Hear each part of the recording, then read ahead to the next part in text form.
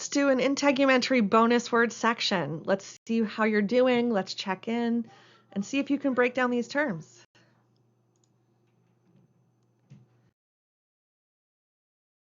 Folliculitis. So the first one is folliculitis. See if you can break down first, and then we're going to do our solution together.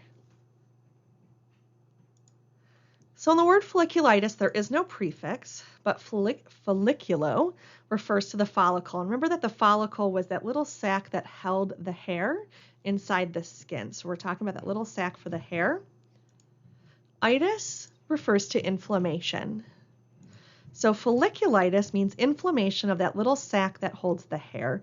We often see it as bumps on the surface of the skin. They're often painful, itchy, and often very red when that happens.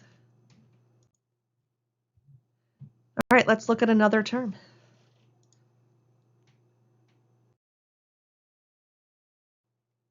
Next up, we have the term laceration. Laceration. See if you can tell me what the term laceration refers to. All right, so in this term laceration, there is no prefix. Lacero refers to a tearing.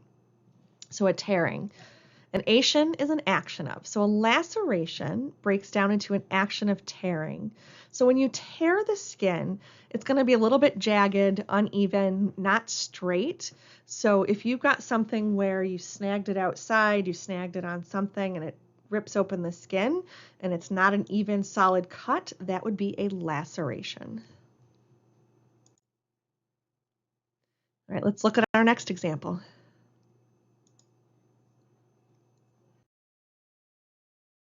We have the term incision. Incision is related to laceration. It is a little bit different. So see if you can break it down and tell me how it's a little bit different, and then we'll come up with our solution together.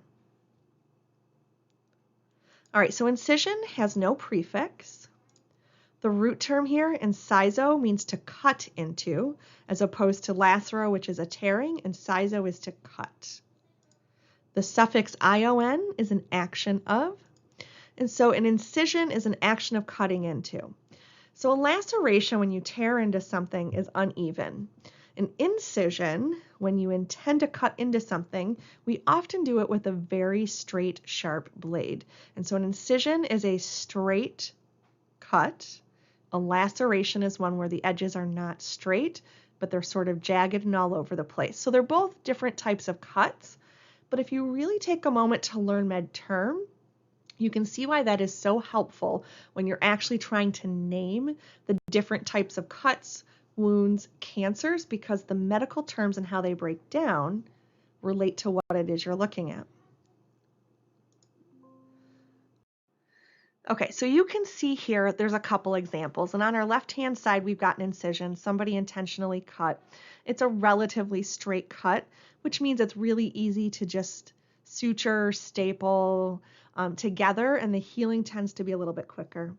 This picture here on the right is a laceration. You can see it's more of a cartoon picture, but it is uneven. In nature, it is a little bit tougher when it comes to trying to stitch this up, to staple this up, and for healing purposes. Let's try another term.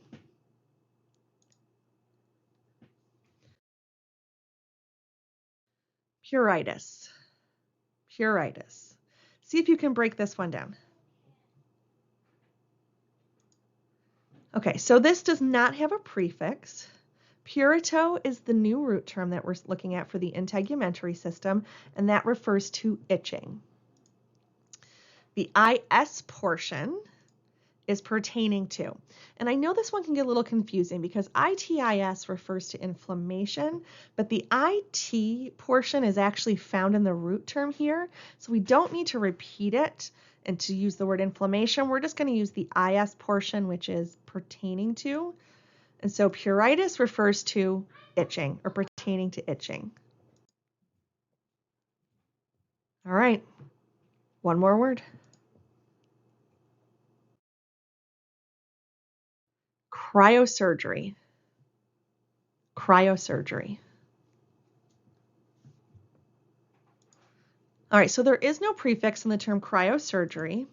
However, there are two root terms. So the two options for root terms are cryo, C-R-Y-O, and surgo. Cryo refers to being cold, and surgery, or surgo, is literally that, to cut into, to do a surgical procedure. The suffix here is just the Y portion, which is just pertaining to. If it's not on a word list, those single letters tend to just mean pertaining to. So cryosurgery is pertaining to performing a surgery with cold. So what they do is they actually use something to numb the skin, make it very cold so that as you cut into it or remove portions of the skin, you almost can't feel it anymore. It is too cold. I know you're doing a perfect job out there. Keep up the good work. Keep studying along with us, and pass all of your tests.